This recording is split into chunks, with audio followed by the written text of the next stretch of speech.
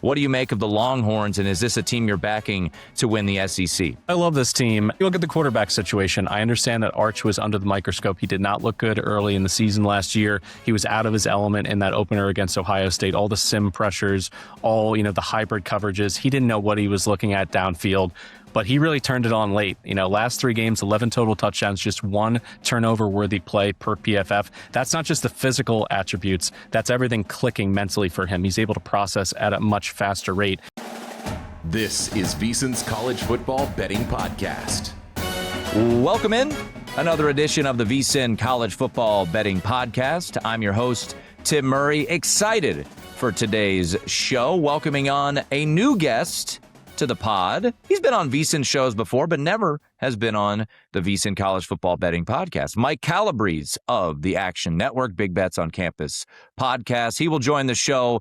We hit on a bunch of things. A little bit of a disagreement, even though I would say it was like a agree to disagree moment regarding Notre Dame, but he does have a couple of plays against the Irish and a bunch of plays in the Heisman market, game of the year market, win totals, futures. We kind of run the gambit, if you will, with Mike. And a big reason why we had Mike on the show, because I'm always looking for new guests, and I know Mike, and I listen to Mike's work quite a bit over at BBOC, and we've had Duck on the podcast. We've had Colin Wilson on the podcast before, but for some reason I just had Mike, I don't know, didn't have him blocked. But thankfully, we had an email come in at cfbpod@vsin.com that suggested Mike. And I said, brilliant. Why didn't I think of that before? So thank you to Kevin Whalen for chiming in and giving us that suggestion. And we had Mike on the podcast. So continue to fire away, cfbpod@vsin.com, or you can put it in the comments if you want to give us a 5-star review over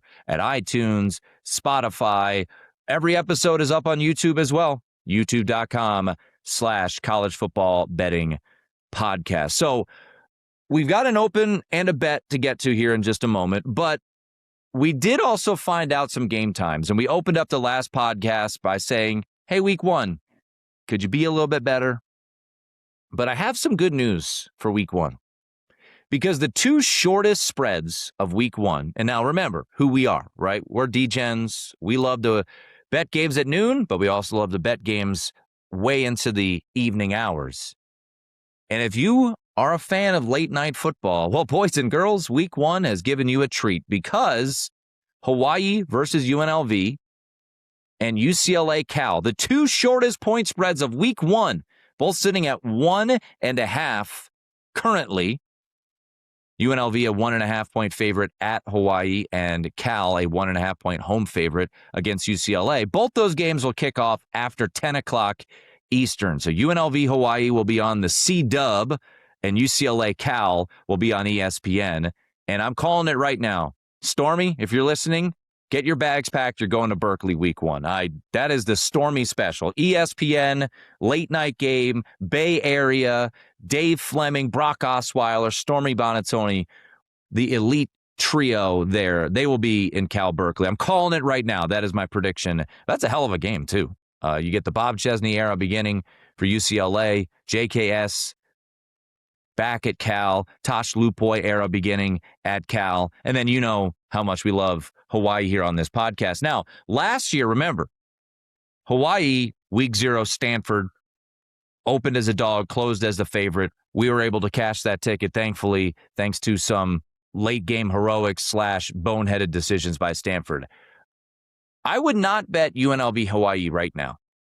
And the reason is, I think you might be able to get a little bit better of a number. Right now, Hawaii is catching 1.5. Anytime we can get Hawaii catching points, we're going to take it. Timmy Chang, 21-6-1 ATS since becoming the head coach of the Bows on his home turf. Both those teams play in week 0.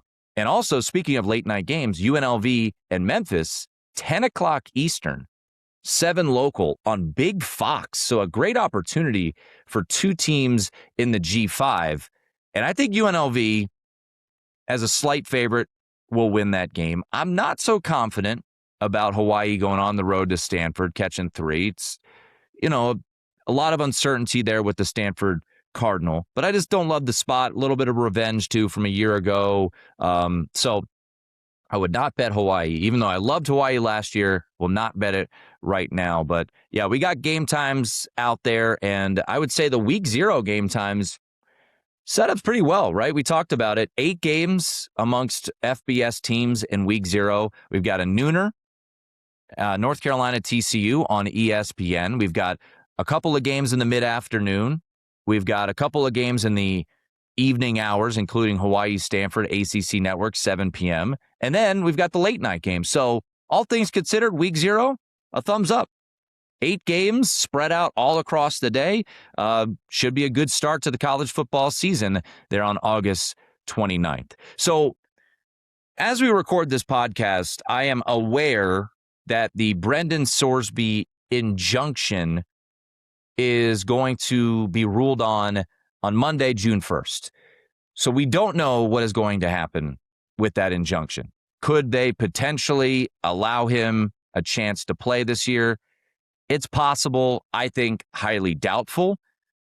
It's pretty cut and dry. Brendan Sorsby, even though he said, I bet on my team to try to feel more connected, he bet on his own team when he was at Indiana. And I think the NCAA is really going to stick its heels down in the mud and say, you're not playing this year, as I think is accurate. I mean, for me to agree with the NCAA is hard to do, but I don't think Brendan Sorsby is going to play. So with that said, I think Texas Tech is worth a play in the futures market to win the Big 12. And I was talking to my good buddy down in Lubbock, Ryan Hyatt, and I said, I just called him and I said, I wanted to run some things by you. Am I missing anything about this Texas Tech team? Now, don't exchange me saying I like them to win the Big 12 for them to win the title. I think the Brendan Sorsby loss brings the ceiling down quite a bit. But when I look at the Big 12, and we're going to dive into the Big 12 extensively with Mike Calabrese, he's got some thoughts on Houston and Kansas State as teams to potentially look at in that 13-14-1 range to win the Big 12. But to me, when you look at the talent that's on the roster, when you look at the schedule, I actually think the market overreacted just a wee bit to the news of Sorsby being out. And this is something that Ryan Hyatt said to me, was he believes if Will Hammond doesn't get hurt last year, they don't go to the portal to get a new quarterback. Now, we'll never know. He did get hurt. They go out and they spend big money to get Brendan Sorsby from Cincinnati. But with Will Hammond coming off the ACL, we're seeing clips of Patrick Mahomes practicing already in Kansas City. Now, he's not full go. He's just kind of out there. But I think the reality is Will Hammond is going to play football pretty quickly on in this season. The reports are out there that he's ahead of schedule and all of that. And then you look at the schedule and you look for BYU, not on it. You look for Kansas State, not on it. You look for Utah, not on it. The most challenging games they have this year, Houston, week 3, won't be easy, but they're at home. Now, it's a short week. They go up to Corvallis in week 2. They don't have, they come back, they play on a Friday night. So not ideal spot there, short week to take on Houston. Arizona State loses their quarterback in Leavitt to LSU, loses Tyson to the NFL. Busy in the portal, but they get him at home. They have to go to Colorado. Colorado is the worst team in the Big 12 this year. They get West Virginia at home. Oklahoma State on the road, could that be tricky? Yeah, maybe with a unique offense, but at the end of the day, the talent on this Texas Tech roster is still there. I mean, you look at the portal haul that they brought in, top 5 in the country according to 247. Now, it comes with a caveat because their number 1 recruit was Brendan Sorsby, who was listed as a 5-star transfer portal haul. So if he's not playing, you bring down that number a little bit, but still, they were able to get a massive defensive lineman from Wake Forest. I know a number of big-name teams, including Notre Dame, were high on. They get him. They go out and get an Austin Romine from Kansas State, back-to-back second-team Big 12 performer. Does he fill the role of Jacob Rodriguez? They're going to try. Very productive guy, over 100 tackles a year ago. Look, Jacob Rodriguez was a second-round pick. He's an NFL player. He's going to be in the NFL for a long time. but they filled that role with a guy that was very productive at a high level. So you're never too worried about the talent. I did Miami, Ohio's bowl game these past 2 years, and an edge rusher that they had, Adam Trick, very productive guy. They bring him in via the transfer portal. So they're a top 5, maybe downgrade them to top 10 portal haul. And I just think when you look at the market, which was at around minus 140, minus 150 or so with Sorsby, I don't think it changes that much for them to win the conference if it is Will Hammond. And once again, the schedule plays massively into all of this. They're going to be a favorite in every single game. They're going to be a double-digit favorite probably in every single game. Maybe the Houston game, but they're at home. So maybe that's a spot we back Houston as an underdog, and we'll hear more about the Houston Cougars in a little bit with Calabrese. But Abilene Christian, Oregon State on the road, Houston, Sam Houston, Colorado, Arizona State at home. Cincinnati might be one of the worst teams in the Big 12 as well. They're on the road. Arizona, Noah Fafita's back. Decent team, but you get them at home. West Virginia, you don't have that weird travel to West Virginia. You get them at home. At Oklahoma State, at Baylor, home to TCU on Thanksgiving. They could lose a game and still make the Big 12 championship. And if they make that Big 12 championship, and we've got an even money ticket, which is out there at FanDuel and DraftKings, they're going to be a favorite in Arlington. And if you feel the need to get off of it, maybe you try to middle it. And also, lastly, Will Hammond should be more than 100% by the time the Big 12 championship rolls around. So I'm going to log it. I bet it myself. Texas Tech to win the Big 12, even money. I did have one pro bettor. I texted him and said, am I missing anything here? He said, nope, I made that bet myself, one of the biggest positions that he has this year. So that's worth noting as well. All right, let's take a quick break. Speaking of the Big 12, Mike Calabrese of the Action Network will join us on the other side of the break, and he will break down Houston, Kansas State. He's got some thoughts on them. Are they teams to look at to maybe knock off the Red Raiders in Arlington in early December? It is the VSiN College Football Betting Podcast. And we're back on the VSiN College Football Betting Podcast. A new guest to the show. I don't want to say new guest to VSiN, but a new guest to this pod. Has his own podcast, part of the Big Bets on Campus podcast empire. And we've had many of those gentlemen on this podcast. But I'm going to do my best Carson Daly for our next guest, because we always are asking for suggestions of guests, and I'm glad that this came into the inbox at cfbpod@vsin.com. Kevin Whalen said, I would love to hear from Mike Calabrese, and I said, of course, I would like to hear from Mike Calabrese as well. So he joins us on the program. Mr. Calabrese, you are a wanted man, and appreciate you coming on the pod. See, I appreciate this kind of love in the offseason, because I'll talk to anybody. I'll talk to the guys at the Wawa deli counter, and they're like, we don't want to talk about Northern Illinois, win totals at this point. So at least I'm in a safe place. I'm in a place that I'm respected, at least, given a stage. You can cut me down afterwards if I don't bring the right kind of insight here, but at least we're in an environment where we're past the halfway mark of the college football offseason. We're moving ever so closer to, fall camp and media days, talking season, as Steve Spurrier used to refer to it as. Like, I'm excited to start talking about things as we lead up to the season and the bullets start flying for real.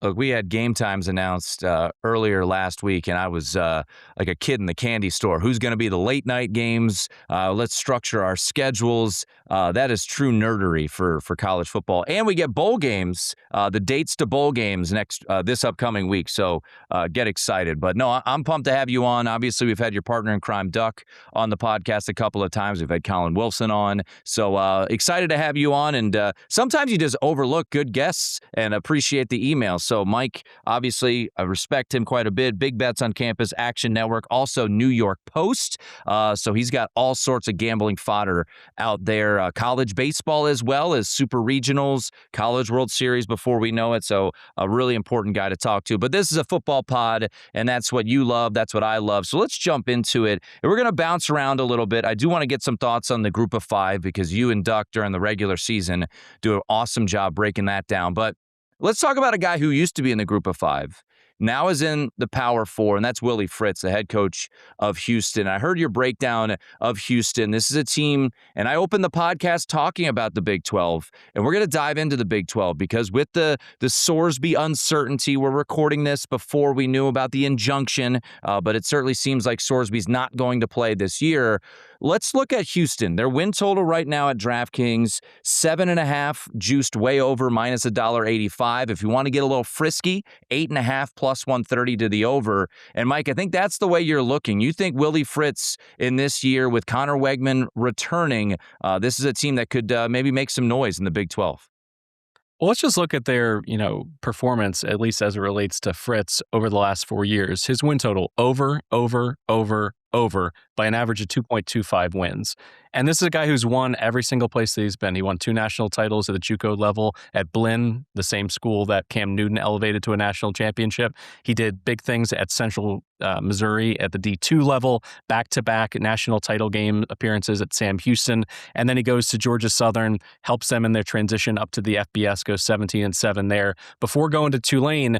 And I know in recent years, Tulane has been a program that's always been vying for that G5, soon to be G6 bid, but they were more or less just a road bump down in the South. And I think what's interesting is taking them to a place where they're playing in the Cotton Bowl and beating a Heisman Trophy winner and getting themselves into the top 10 for just the second time since World War II.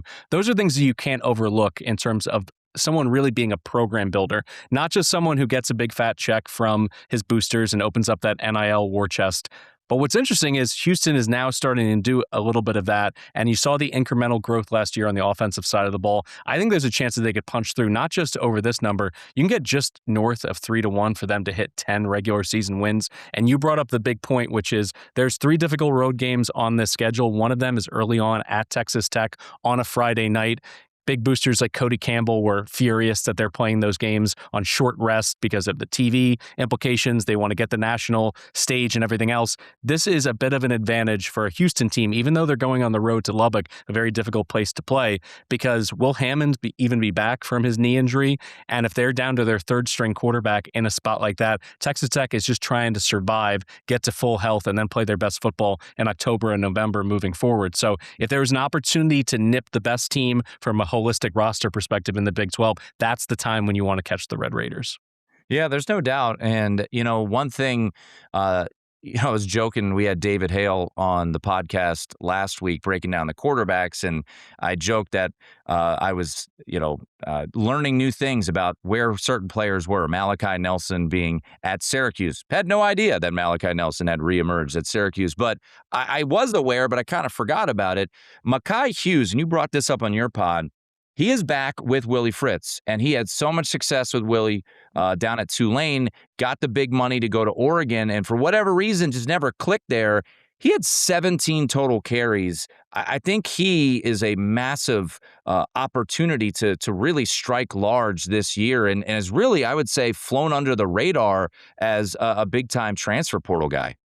Yeah, this almost feels like the transfers of yesteryear. We had to sit a year out and then people forgot about you and then you came back with a vengeance. No wear and tear on his tires from his time in Eugene. His bank account's looking a lot better. So hopefully he still has that fire in his belly to play hard, because if he does, this system at Tulane treated him well. Now it's a similar system here at Houston.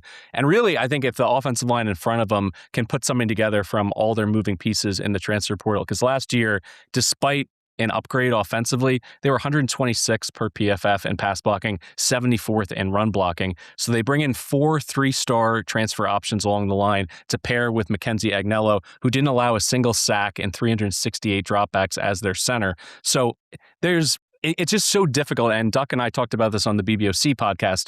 You can start to extrapolate stats from a G6 program, even an FCS program. If you're a receiver, if you're a running back, sometimes those spots far away from the football, even a cornerback on the defensive side of the ball. But offensive line, it's not just how big you are, how many bench press reps you can put up. It's how you play and also how you play with the guy next to you. And I think that's what's the kind of the mystery box for this Houston team, because if this offensive line pops, they have weapons. They have Amari Thomas. They got Trent Walker in the transfer portal, who's going to be a great security blanket. He had over 40 chain-moving catches last year for Oregon State. That's perfect as a possession receiver. So I really think this offense, the sky is the limit. They could finish top 3 in the Big 12 if this offensive line comes together. But I think it's worth a gamble. And as I mentioned, not just to go over the win total, but to get to 10 wins. This is a great coach with a lot of great pieces. I'm going to put faith in that. Yeah, and one more thing about Houston and the quarterback, and I've said it for the past 2 months since we restarted these podcasts, Mike, in the offseason, is this year's the year of the quarterback. Look at Connor Wegman, right? People kind of wrote him off, whatever. 19-7 as a starter. This is from David Hale's piece. Since 2020, the only quarterbacks with 25 or more starts and a better winning percentage to not start at least one playoff game, Jordan Travis, Kyle McCord, and Spencer Sanders. So they have a good quarterback. They have a good coach. They added a piece that is underrated in the portal in Mekhi Hughes. The question is the schedule, right? You got Texas Tech on the road, but I think you made a good point. Even from when we see that line come out, maybe it'll be a game of the year line that shows up sooner rather than later. That'll be a good spot to look at Houston as a dog. They're going to go to Kansas State. They're going to go as well on the road to Utah. So the schedule is certainly a bit challenging. So let's get to Kansas State, because this is a team that you also made the pitch on your podcast about them as maybe a long shot to win the Big 12, right around 14 or to 1 or so. What jumps out to you? Is this the buy low opportunity on Avery Johnson? This has to be, because you look at the marriage between head coach and offensive coordinator. Colin Klein comes in from A&M, returns to the Little Apple, where he won seemingly every game when they were an underdog when he was the starting quarterback. He just bulldozed his way in those short yardage situations, goal-to-go situations, and made their offense, which otherwise would have been kind of a pop gun offense, really dynamic because they always finished off drives. He goes ahead and brings in Sean Gleason, and Duck and I discussed it on our podcast because he focuses so much on FCS football. He was an offensive genius in the Ivy. And a part of that is you get to fly under the radar, you get to tinker, you get to experiment in ways that maybe you wouldn't have as long of a rope at the FBS level. All he did there was create some of the most dynamic, productive offenses in the history of that conference. Then he goes to Oklahoma State because Mike Gundy saw his value, and he turns Chuba Hubbard into a 2,000-yard rusher. Spencer Sanders, fighting through injuries early in his career when he was healthy, he was someone who's really dynamic. So he knows what to do with these dual threat quarterbacks. And Avery Johnson, someone who has flashed, but it just seems like it's almost as though he's been put into a certain position at times to be more of a pocket passer, to be something that he isn't. If he is dynamic and he is running the ball and he is a threat to do so, I think this offense could take a big step forward, and they have a great opportunity to do it with a little bit of home cooking to go with it, because 5 of their first 6 games are at Bill Snyder Family Stadium. And when I look through this schedule in the Big 12, they are the lotto winner of the Big 12 scheduling situation, because they have 0 unwinnable games. Yes, they're at Arizona State, but we'll see, if their, new quarterback is the right fit to replace really some dynamic offensive play last year in Sam Leavitt at times. At TCU, no Texas Tech, no Utah, no BYU. So I think it just comes down to this defense, trying to match the spring in the step for the offense that they're going to have under Gleason, because the defensive line lost a lot. This room does not have many returning snaps. And Jordan Peterson, coming with Klein from Texas A&M, he was someone that really lives and dies by generating havoc and those tackle for loss numbers. They were 22nd, A&M was, in 2024, all the way up to 3rd last year. That was a big reason why they rose really to the top of the polls before kind of fading late in the season. And he did that with some dynamic linebacker play. York and Sanford at linebacker had 16.5 tackles for loss. I don't necessarily see those sure things in that linebacker room, but I do believe in coaching, and I think this is a league where there's just not a huge talent differential between the absolute top at Texas Tech and kind of the middle class of this league. You have to be lucky in terms of injuries. You're not going to have the same kind of depth that Texas Tech has been able to put together because of all their spending in the transfer portal, but if they stay healthy and a few of these guys pop given the opportunity, I think K-State at 14-1 is a great opportunity to hit it big. Yeah, you're looking at their win total, 7.5, heavily juiced over, minus $1.75. By the way, at DraftKings, I don't necessarily recommend parlays, but if you want to bring it down a little bit, you can parlay a couple win totals if you would like. 8.5 plus 115. It's funny, Mike, the schedule comes out, the game times come out, I should say, on Wednesday of this past week. And, as a bettor, you're thinking, all right, what does this do for me? I will say Kansas State ended up benefiting greatly from this because Washington State got moved to Sunday. So now the second game of the season for K-State, which will be a noon Eastern, 11 a.m. local kick in the Little Apple, will be against Washington State, who now has a less day of prep time. So K-State opens up against an FCS team, and Washington State's playing their arch rival. So if you're looking at their win total, which I know you and Duck talked about in your podcast, the schedule actually benefits them greatly because not only is it a rivalry game that Washington State is playing in week one, they now are playing that on Sunday as opposed to Saturday. So the schedule works out well for Kansas State, at least in the non-con. No, that's absolutely true. It's important to think about this in this era where there's also these airline conferences where people's travel really can start to stack up. And also sometimes when it's overblown, whether you have an extra day or two, maybe you play on a Thursday and then the following Saturday, or you start the season on the road. Starting the season, we talk about it every single year with a program like Hawaii. That first road trip is different than a road trip deep in November when you're banged up, when your depth chart is in flux, when you're trying to get those extra practice times, kind of nailed down, coming to the mainland. There's different elements to every single travel piece. And I think early in the season, it really pays to be locked into that because it can be worth a couple points, a kind of hidden value there in those point spreads. That's a good point, too. And we'll talk about it. I mean, Hawaii, week 0 goes to Stanford, but as you pointed out, they got plenty of time to go there. And then UNLV will take on Hawaii in that week 1 game, late night game on the CW. Looking forward to that one as it is a short spread, actually the shortest spread of week 1, that and UCLA Cal. Big picture on the Big 12. So you gave us kind of 2 middle shots there in Houston and Kansas State. What is your feel on this Texas Tech team? Like I said, I opened up the podcast discussing the Red Raiders. I don't know your thoughts on Texas Tech. Right now around even money to win the Big 12. And once again, we're recording this. You might be listening to this after the injunction news comes out on June 1st. I'm playing it under the likelihood, Mike, that we're not going to see Brendan Sorsby play a down for Texas Tech this year. But what's your make on the Red Raiders this season? This is the most talented team in the Big 12, and Will Hammond, when he was healthy last year, added a different elements to their offense in terms of the explosiveness with his legs.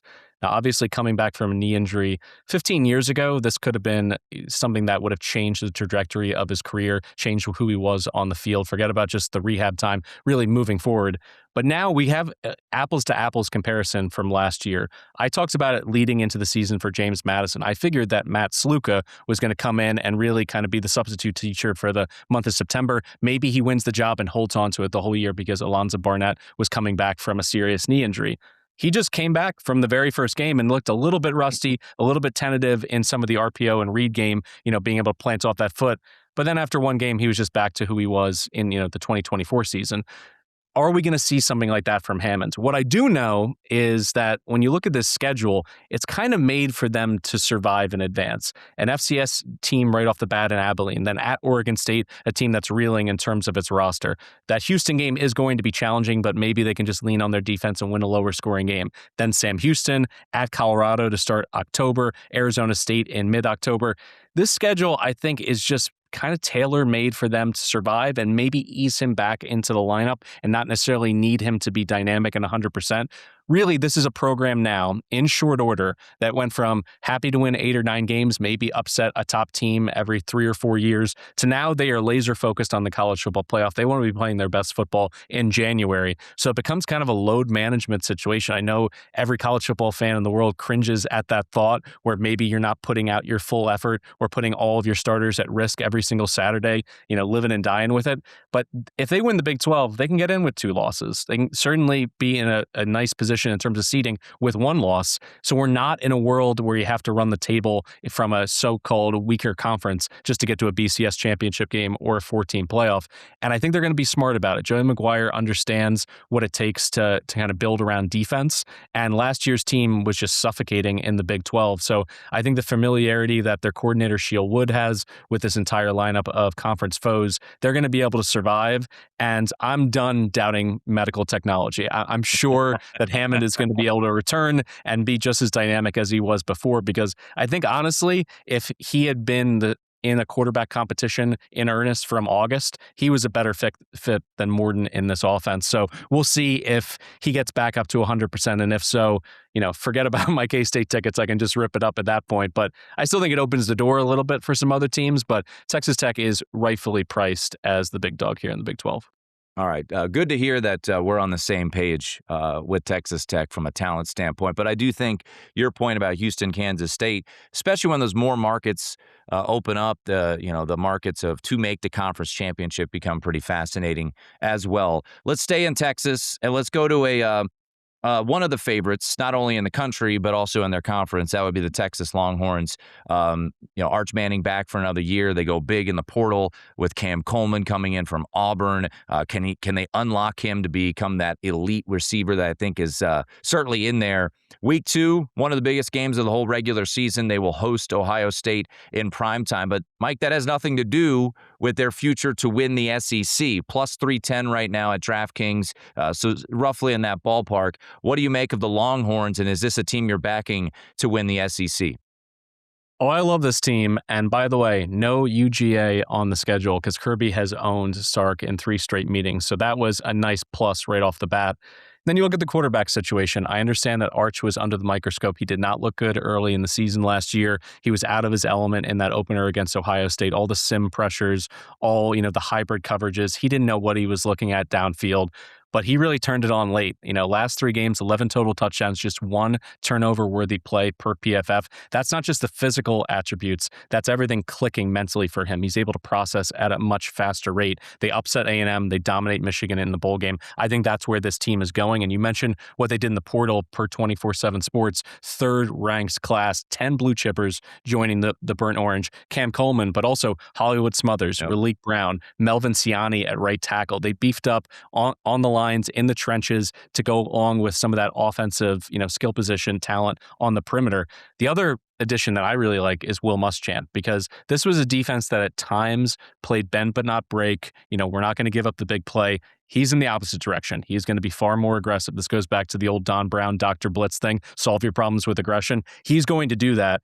And one thing that he has, at his disposal right away is Colin Simmons. And what he does is he goes and puts together load fronts, which essentially is putting some of his best pass rushers and heaviest dudes on one side of the ball to create one-on-one situations for Simmons on the other one. I think this kid is going to blast off. He's going to be in the major award conversation.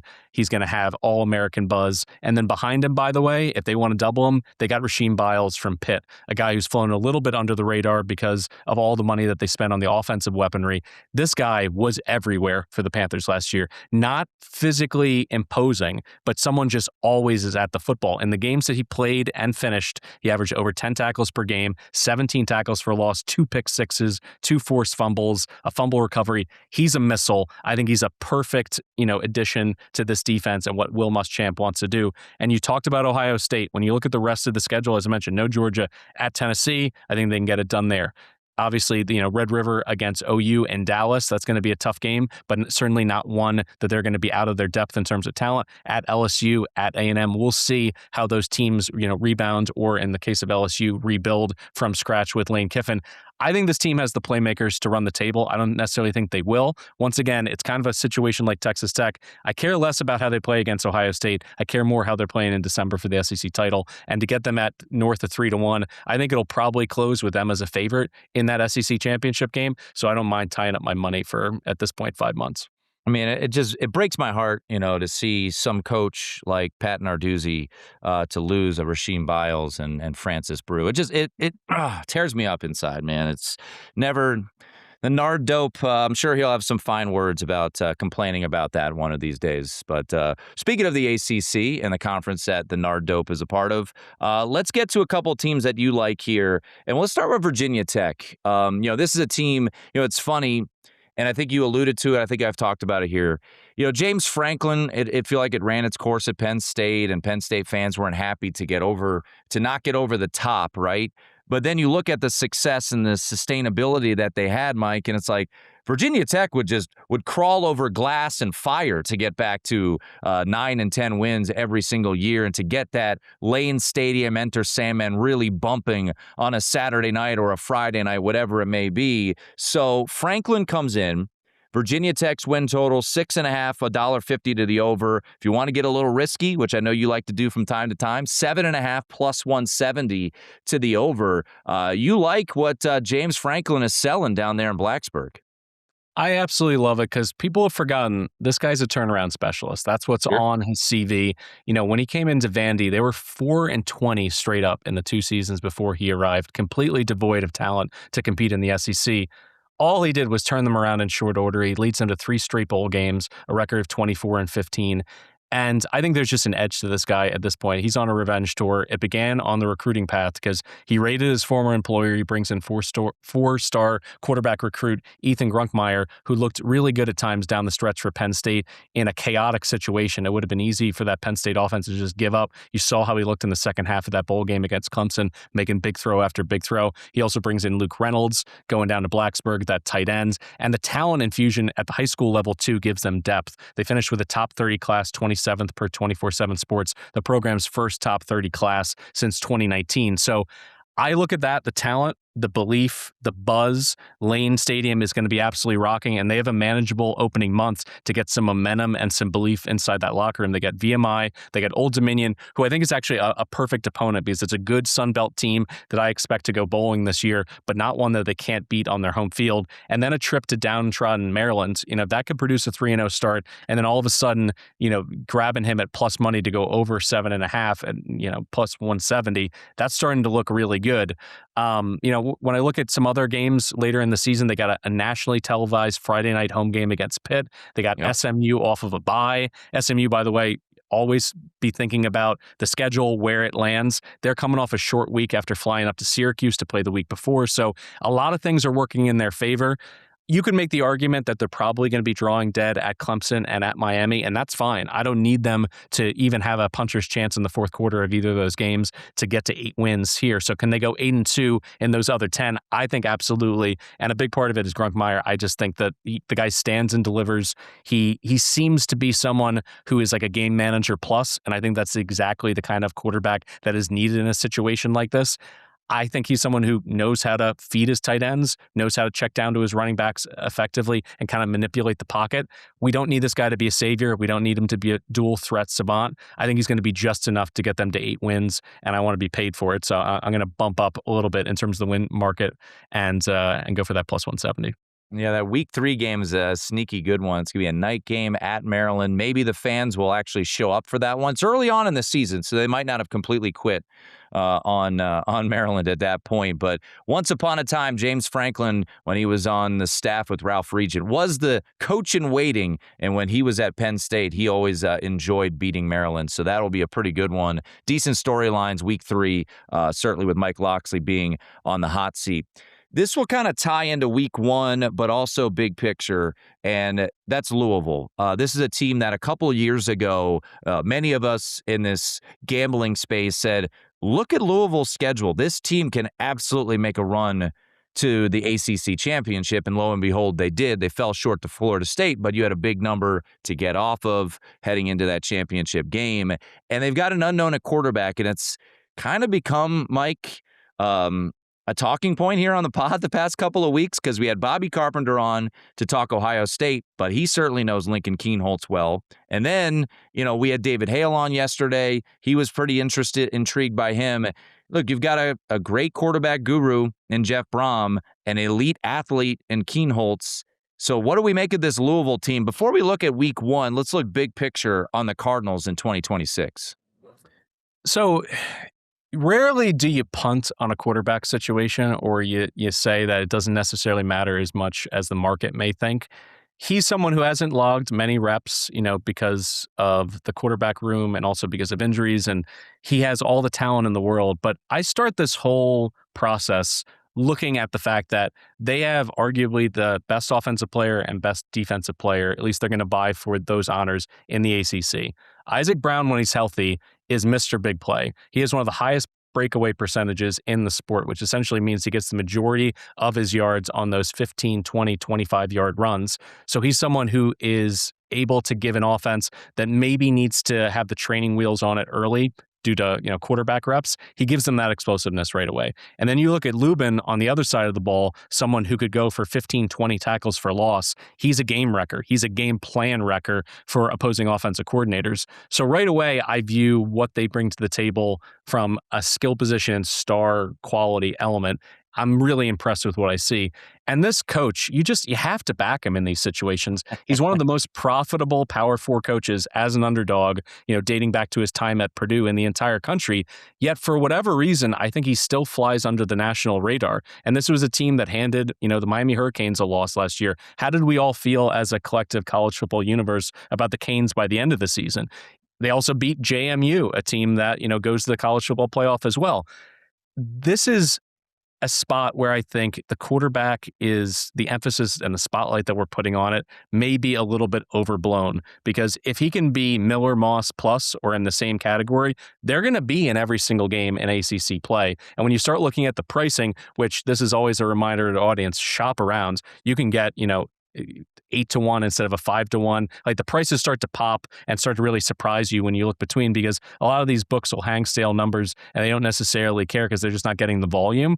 Go ahead and take advantage. Pick up that money laying on the sidewalk, because this is an opportunity with a team that, if the quarterback does work, and this is a guy who got recruited by Ryan Day, he's brought in, he lost to really good quarterbacks in terms of the battle and not getting on the field. It's not because he's a bum. It's because there's just only one spot in one football in Columbus. So to be able to scoop up a kid like him in a year when some players were like, the fact that Sorsby got as much money as he did from Texas Tech before the scandal broke, I think just spoke to the inflation in the quarterback market. If you put up decent numbers at a Power 4 school, people were backing up the Brinks truck. I think the undervalued guys are the 4 and 5 stars that have been waiting, biding their time, looking for an opportunity. And I think Louisville, at the end of this season, we may look back and say this is one of the best quarterback transfers in this cycle. So if he hits, I think they're going to win the ACC. If he doesn't, I still think they have the skill position talent and the superstars on both sides of the ball to be competitive with the Canes, and if Clemson ever gets their act together.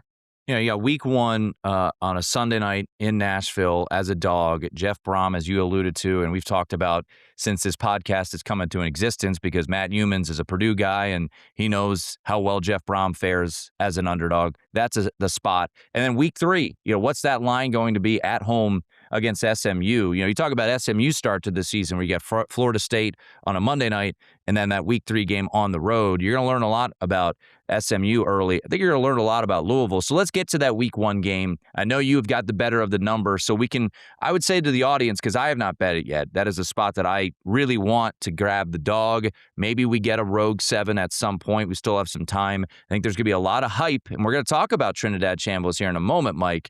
But to me, Jeff Brohm, underdog, all this hype on Ole Miss, rightfully so, after the run to the semifinals and how Lane Kiffin left and Trinidad Chambliss coming back. If we're able to catch a touchdown with Louisville, right now 6.5, this is a pretty intriguing spot, and I think you like the Cardinals as well. I absolutely like them. As I mentioned, I grabbed them at 7.5. I think this could bubble back up because you're going to see the Heisman hype train really hit its groove in August and some casual money come in. Just looking at Chambliss and saying, he basically willed them to the verge of their first national championship, stakes bowl game since the early 60s. This guy is Michael Vick incarnate. He can do no wrong. Well, Weiss is gone. His play caller follows Kiffin down to Baton Rouge. You got John David Baker taking over play calling duties with an entirely green receiving corps. I think there's a high likelihood that you could see a little bit of a rusty first quarter, maybe a couple 3-and-outs, punt the football, and then at that point, does Chambliss start to press? Because someone with his talent, he's someone who thinks he can make every play, and most of the time he does, but also there's elements of him putting the ball in harm's way. So I think there's an opportunity for the market to overcorrect a little bit based on the recency of what Ole Miss did in their college football playoff run. The defense as well, I think there's going to be some questions how they're going to be able to hold up because they lost some key elements. They just were outbid in the transfer portal. Some new faces there. This Ole Miss team, I think, is a bit overrated. And at this point in the season, with very little tape on, the quarterback play that they're going to face, there's a wide range of outcomes, including Louisville winning this one outright. I'm going to wait to be able to give it out officially in the Action app. I'm waiting for it to get back above 7, or at least I'd pay minus 135 to punch it above a touchdown. Right now, it's settling into that 6.5, 7 point spread. I think that's fair, but as soon as you get the hook over that touchdown, I think it's worth a bet in that spot. Yeah, I'm going to be waiting, and certainly if that 7 shows up as we start to see more sports books put out lines, that'll be a spot, no doubt, for me as well. But let's stick with Trinidad Chambliss. We had Paul Stone, our good friend, on a couple weeks ago and said he loves Trinidad Chambliss at 14-1 to win the Heisman. And we were talking to David Hale earlier this week. He has Trinidad Chambliss amongst his premier quarterbacks. And I agree. I think pound for pound college football, Mike, I think he's the best player, best quarterback, I should say, coming into this year. I have him, a bit ahead of Arch Manning, not as a pro prospect, but as a college football player. So he's 14-1. I think that's the highest I saw here in Vegas to win the Heisman. 11-12-1. Look around, you can get a little bit better. But I'm curious your breakdown of Trinidad Chambliss, because you do have that week 1 game, which you and I think it could be a little bit squirrely for this Ole Miss team. So do you wait? Do you see if you can get a little bit better number? Because history will tell us, Mike, and you do a great job of this as well. Jaden Daniels, when LSU lost to Florida State week 1, dropped to 40-1. Now, I don't think we'll get that with Trinidad Chambliss, but do you put like half a position on Chambliss now, and then maybe Louisville pulls the upset, and maybe you get a 20-1 or something like that on Chambliss? Yeah, I think it would probably take 2 losses, before October 1st for those numbers to really pop and get into those Daniel neighborhoods where it's, 35, 40-1. I kind of start with this, which is there used to be the thinking that it was the best player on the best team, or essentially a team that was going to make the 4-team college football playoff. But now that we're in this 12-team era, everything has changed, and you can see it in the last 2 races. Travis Hunter and Jency 1-2 in 2024. Neither of them were top 8 at any point in the season. Then you got Diego Pavia being a runner-up. You got Love there. They're in the 2 and 3 slot of last year's voting. Neither one of them went to the playoff. So I think it's reframed and loosened up the voting base for the Heisman Trophy, where they're truly now just giving it to the most dynamic player and the best player who has the combination of the stats and the Heisman moments. And when I look at the scheduling balance that Chambliss is going to enjoy this season, he's going to have at least 5 games against ranked opponents. 2 against dregs for stat padding in Charlotte and Wofford, which is useful. And then 5 other games that could morph into ranked opportunities. He's going to the Swamp to play the Gators. He's at Vandy, home against Mizzou, home against Auburn, home against Mississippi State.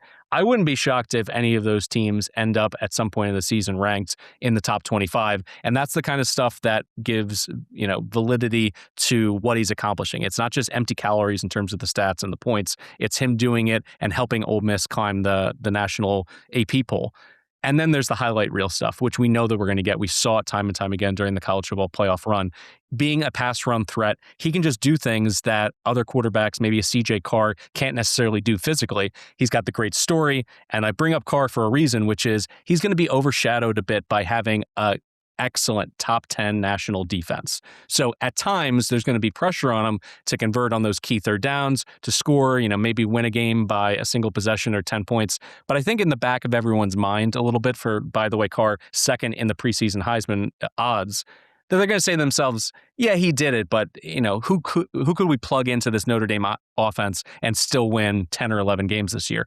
That is not the case with Ole Miss and Chambliss. This was a roster last year that per 24/7 was 21st in composite talent. I think they're going to take an even further step back, maybe be borderline top 30. So everyone's going to know. They're going to have the stats. They're going to have the information. This is a one-man team. He's playing hero ball. He's the best player. Oh, and by the way, there's going to be one of the most dynamic races to be the number 1 pick in the NFL draft. So they're going to be comparing quarterbacks constantly throughout the season. So I think there's an opportunity for him to do things physically and put things on tape that these other quarterbacks can't. Well, I'm glad you mentioned CJ Carr, because I know this is something you and Duck discussed in your podcast, and you had some good points. I agree overall that CJ Carr is overvalued in the Heisman market. I would not bet him at plus 750. I do have a little bit of pushback of your thoughts on the Irish. So I want to let the floor be yours on Notre Dame. Week 1, they're playing Wisconsin at Lambeau. They're laying 19.5 or 20.5. You're interested in Wisconsin in that one. I know you, as someone who knows the G5 as well as anybody, can talk more about Colton Joseph and what he can potentially bring to this Wisconsin offense as he comes in from Old Dominion. So week 1, Notre Dame, big favorite against Wisconsin. Full season, CJ Carr, the floor is yours on the Irish.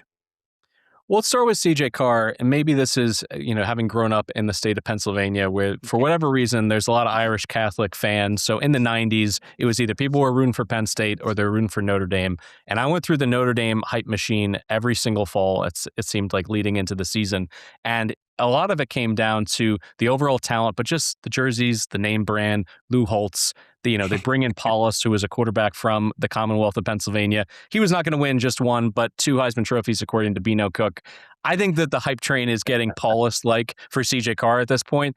The guy is fine. He was game manager plus, and that's exactly what he needed to be last year, by the way, because he was handing the ball to a generational running back who just went 3rd in the NFL draft after going for over 1,600 total yards, 21 touchdowns in just 12 games. Love was an absolute dog.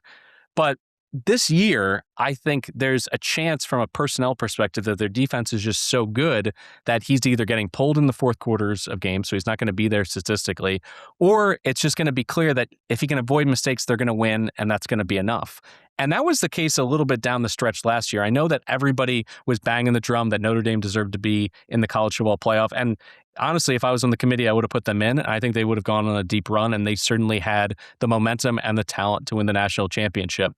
But when you look at who they did, they were thumping teams with, backup, secondary, third, walk-on quarterback options. Boston College, Grayson James. Navy with their backup quarterback, Braxton Woodson.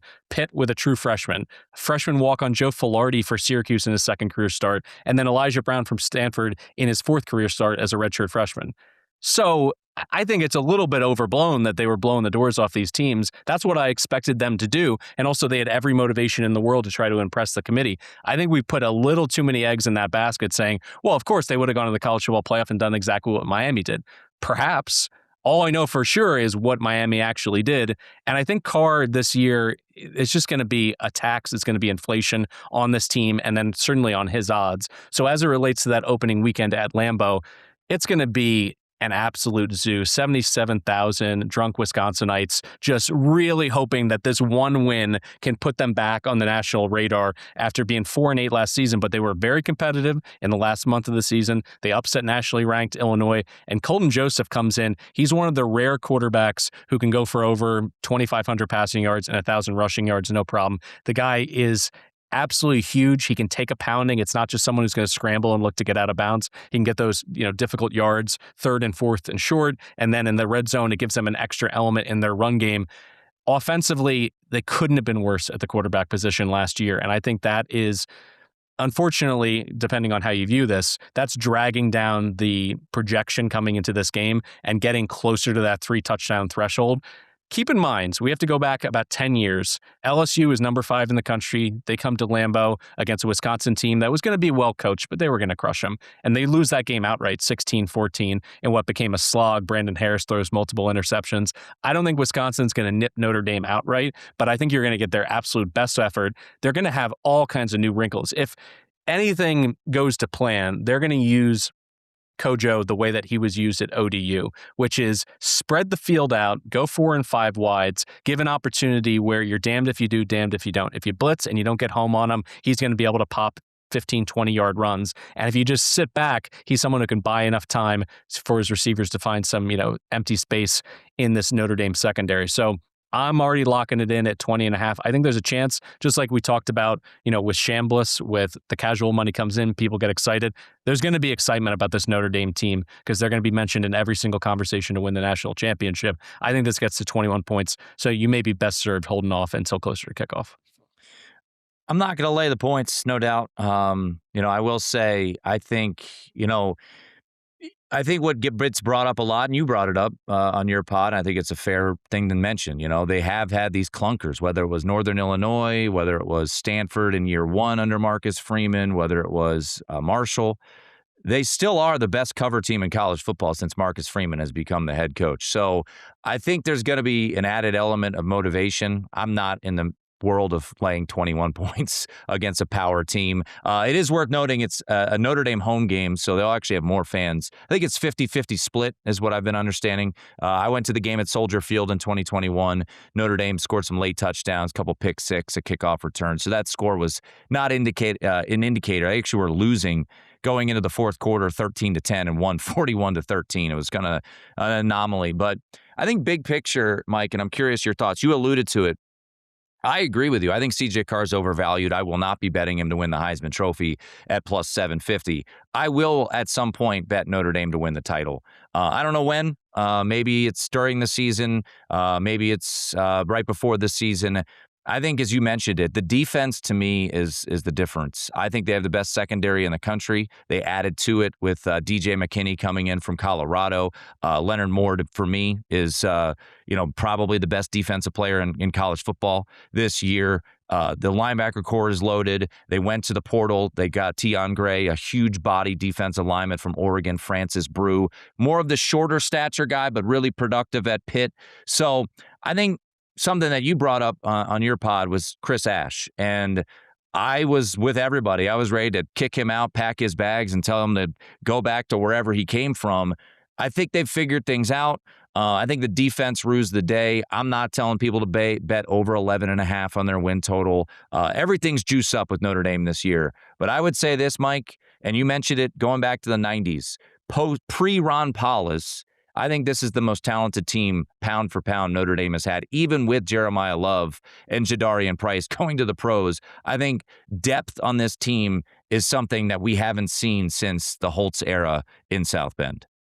I'm glad that you framed it the way that you just did, because I still think this Notre Dame team will beat the brakes off the teams they should beat, and it really comes down to a 3-game season: BYU, Miami, and SMU. And when you look at the trip to Provo, they have to play 6 straight games and then make that long road trip. So I think that's going to be difficult. I'm assuming it's going to be a night game. It's going to be an absolute zoo, and I think it'll go a long way in showing the kind of mettle and resolve that they have as a team. But also later in the season, drawing Miami at home, it's going to have as much buzz as Catholics versus Convicts in '88. But that's going to be some really good quarterback play if Mensah is healthy and is really settled in. And then SMU, by the way, later that month against Jennings, who's won a ton of football games. Those are the games that I'm interested in seeing if the Notre Dame tax carries over. I want them to blow out teams. I want them to be covering by 24 points against the Little Sisters of the Poor. That's great. It's going to bake in maybe an extra field goal worth of value for me in some of these bigger spots. And I do think it's worth, picking your spot to go for a money line upset, because I just don't think that they're going to run the table because of the track record of kind of stubbing their toe or not being locked in and focused. And also offensively, there's still a little bit of a mystery in terms of the run-pass mix and how aggressive they are with Carr. Do they really let him continue to grow as not just a passer, but a leader of this offense, someone who is emboldened to check out of runs, when they're protecting a 10-point lead in the fourth quarter and saying, no, we're going for the kill shot, we're going for the throat here. We'll see. I mean, this is a team defensively that I'd argue probably one of 3 or 4 best defenses in the entire country. So do you play not to lose, or do you play to win and potentially put yourself at risk? We'll see what that ends up being. I think Freeman, as a defensive mind and defensive coach, has kind of leaned a little bit more to that conservative style at times, and it's bit them. But we're going to learn a lot from that midseason road trip to BYU, because that's an opportunity for them on a national stage to challenge themselves, because even if they finish the season undefeated and they're 1 or 2 in the college football playoff, you still got to beat 3 really good teams to win the national title. So sometimes you can get, a little bit complacent, fatten yourself up on some of those cupcakes, and you don't quite have the edge that you need come January. Yeah, I do think the snub, if you will, from last year, I certainly think that is the motivating factor. Is Marcus Freeman, he's been doing the rounds this offseason. It's leave no doubt, we left doubt. So you're going to see that kill shot mentality. I agree with you. I'm not shortchanging the Miami game. Like, the Miami game, I think, is going to be the biggest game on that campus in over 20 years. In my opinion, I was at the game against Ohio State in 23. Awesome atmosphere. They came up short. The COVID game against Clemson obviously was kind of a unique circumstance. Mike, I think this is someone who loves college football history. I think this has the potential to have as much buzz as 05 against USC. If Notre Dame's undefeated, if Miami's undefeated, everything with last year, Catholics versus convicts, thinking back to 1988. So October 17th against BYU is the game, man. On the road, Provo. Curious what those game of the year lines will be. None are out yet. If it's double digits, I agree with you. I'd look at BYU to take the points because I heard one beat reporter talking about it. I alluded to it on the pod a couple weeks ago when we were talking about situational spots. This is going to be the biggest game in Provo in 2 decades plus. I mean, this game is going to be massive. Notre Dame's going to be top 3 in the country. They're going to be undefeated. And the atmosphere, as we've all seen, can be unmatched in Provo. So keep this in mind. Mike, I want to throw this to you. Someone who likes situational spots like I do, the week after BYU plays Notre Dame, they go to Central Florida. So circle that one. That is going to be a weird spot for the Cougs to travel to Orlando after playing Notre Dame in what will almost undoubtedly be a primetime game in Provo. I like to shrink down the focus for situational spots like that. How about a nice little first quarter plus the points at the bounce house for the Knights? I don't want to necessarily be sweating, the second half when Notre Dame realizes that they're actually in a fight and then they go on that run. 3 touchdowns, 4 touchdowns, win going away. But I agree. It served me well over the years in college basketball as well. Those teams that come in fat and happy, they're coming off a big win where they've solidified their position, in the potential bracket. And if we don't play all that hard in the first 20 minutes, that's fine. Situationally, don't be afraid to take a first quarter or first half, spread play. All right, let's wrap with a couple quick hitters. Let's just look big picture. We talked some Texas Tech. We talked some Texas, Notre Dame now. Where are you at on the 3 big boys in the Big Ten? Oregon, Ohio State, and Indiana. With the market, a little higher, a little lower. Curious your thoughts on the 3 big boys in the Big Ten. I think Oregon has the roster to do whatever they want in the majority of the games this season. I'm not a big Dante Moore believer in terms of him winning the Heisman and being the top pick in the NFL draft. He doesn't need to be. This is now a system offense where if he protects the football, which he struggled a bit at times, against Indiana in those 2 meetings, if he just cleans that up, they have the defense, they have the bodies in, the trenches on both sides of the ball to just overwhelm teams. As it relates to Indiana, Hoover's turnovers really do concern me. It's something that I'm a big believer in it being just like accuracy. It's a difficult thing to teach. Either you have that accuracy by the time you're at the college level, or in the case of, turnover avoidance, you just have the right risk reward mentality in your brain, when to force the football, when to throw it away, when to take the check down. Now, Cignetti is a phenomenal coach. He's one of the most prepared game planners in the sport. He obviously pulled the best football out of Fernando Mendoza. Can he do it again? I just need to see it a little bit. Do I think all of a sudden they're going to crater and be a 7-5 team? No, absolutely not. But I think it's still reasonable when they're mentioned in, the conversation to repeat as national champions. I'm not there because of what I saw from Hoover. He's somebody who could put up huge yards, but in a lot of cases, some of it, as I mentioned earlier, empty calories, passing in games where they needed to throw to come back. So we'll see if he can be surgical, because when I think of the best of Mendoza last year, like that Penn State game, he needed to make critical throws in tight windows down the stretch to win that game and to pull them out of the fire. I need to see that first from Hoover. And then Ohio State, I'm bullish on this team if they can get to a point offensively, and I'll use a cross-sports analogy here. Growing up in Pennsylvania, they could never shut up about Villanova winning the 85 national championship. If you go back and watch that game, it makes no sense that Georgetown, with all the physical advantages, with Patrick Ewing at center, didn't play faster. They allowed Villanova to slow the game down, and at times, basically without the shot clock and everything else, shrink down the possessions and get into a spot where they could lose by a single possession if another team got hot. Ohio State, in a similar fashion, slowed the game way down last year. I mean, they were right in the conversation with service academies in terms of seconds between plays. You have the best players. I mean, you can make the argument. You certainly have the best wide receiver in college football. Hurry up, get to the line. I want to see what this offense can do with 10 extra plays. Like, That's the come to Jesus moment for Ryan Day, where it's like, stop coaching not to lose and start coaching to win, because every single season you've been there, you've had a top 5 roster. And this team this year, particularly what they have in the backfield, what they have with Smith, they should be going faster. That's what I need to see. For Indiana, it's Hoover in those critical moments. For Ohio State, I want to see the play calling mix, and I want to see the urgency, and even just sprinkling in tempo at times, because I do think you can catch teams unaware. They just get used to having the full, play clock to be able to mix and match defensive personnel. Speed it up a little bit. And you saw it 2 years ago with Chip Kelly. They were a different offense in the college football playoff than they were in the regular season. Yep. Caught teams unaware, and all of a sudden, they lose to Oregon in Eugene, and then they meet up again with them in the Rose Bowl and just crush them. They didn't even deserve to be on the same field. That was because of an offensive identity change. So it's all there. We'll see if Ryan Day pushes the right buttons.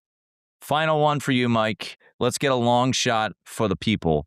Last year, LaNorris Sellers was 14-1 preseason to win the Heisman Trophy. He had all this preseason hype, and I think that's one of the fascinating dynamics of this college football season. You already alluded to an Avery Johnson. Hell, even a John Mateer. Think about all the love that he got. And I was critical, saying, are we sure he's going to be this good?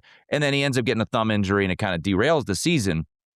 LaNorris Sellers was a guy that, we were trying to find those quarterbacks. Now we know those quarterbacks, and it feels like he's just kind of out of sight, out of mind. You can find him at the Westgate Superbook at 50-1 to win the Heisman Trophy. Preseason 14-1 last year, Mike. So are you buying low on LaNorris Sellers? I'm absolutely buying low, but I want to kind of walk through why he's priced this way. Yep. Last year was an unmitigated disaster. They couldn't block. They were 102nd in pass blocking, 120th in run blocking per PFF. He was sacked 42 times. And that cratered his accuracy. You could see he had happy feet in the situations where he did have time in the pocket. Everything was off in terms of his timing. And it also cut into his running as well, because he was taking such a pounding that he just didn't have the same stamina and wherewithal to just lower his shoulder and run through people. But we saw him do that. In 2024, he flashed greatness. He upset Clemson in the Palmetto Bowl, throws 5 touchdowns against a nationally ranked Mizzou team, 350 total yards in an upset at number 10 Texas A&M. But now he's down to 12-12 overall as a starter. And while, yes, people always say in the NFL, wins and losses, it's not a quarterback stat. In college, Heisman voters will absolutely use that against you. So you need to win yourself some games. So what changed this year? Yes, they went into the portal and they got like 6 or 7 new offensive linemen that they can, plug and play and kind of move around. We'll put that aside for a moment. The real acquisition of the offseason was bringing in Kendall Briles as the offensive coordinator and play caller, because everywhere he's gone, he's done more with less. I mean, you look at it at Baylor, a combination of Seth Russell and Jarrett Stidham, 49 total touchdowns in 2015. He goes to Houston. Derek King, who's undersized for the position, explodes for 50 total touchdowns. And just like, with King, Briles is on this bleeding edge of the RPO movement, the exploration, really pushing it to its limits with every single element that you can add to it. He's going to continue to do that and create a pick your poison scenario with Sellers. And the beauty of using so much RPO and quick game is that it mitigates a crappy offensive line because you're getting the ball out of your hands. So I view this as a guy who's done it with KJ Jefferson at Arkansas. He did it with Hoover at TCU. You can really easily envision 40, 45 total touchdowns, 4,000 plus total yards. And the scheduling, just like I get into it with Chambliss going through it, the stat padding opportunities are there. Kent State, Towson, Mississippi State, and then probably 5 to 7 or 8 Heisman moments against ranked opponents throughout the SEC schedule. I view this as, the offensive line needs to click. He's got Nick Harbor, who's taken baby step by baby step. I think he's ready to be an all SEC caliber wide receiver. If he does that, I think Sellers will generate enough buzz, get to 8 or 9 wins, and if he does so, he'll be in New York. And at 40-1, you can never have enough of those tickets for candidates just to make it to New York City. I think he has all the talent in the world. And a part of it, just like it goes against an Arch Manning at times, a CJ Carr, because of the great teammates around him, it's kind of the Fresh Prince of Bel-Air where he's still looking around the living room and it's empty. There's no more all SEC guys. This isn't Steve Spurrier in 2011 recruiting his butt off. It's Sellers getting it done. And if he does, he'll get all the credit. And I think you'll be in a really nice position with a 40-1 ticket. He is Mike Calabrese. Follow him on Twitter at East Breeze. Check them out. The Big Bets on Campus podcast, Action Network, New York Post, always giving out a play. Mike, this was awesome, man. Appreciate, once again, the suggestion by Kevin to have you on because I just completely whiffed on it. I overlooked it. This was great and much appreciated, man. Thanks for having me. There he is. Mike Calabrese. That's going to do it for the podcast. Continue to rate, review, and subscribe. Thanks to Wyatt and Ryan, my producer. I'm Tim Murray. This has been the VSiN College Football Betting Podcast.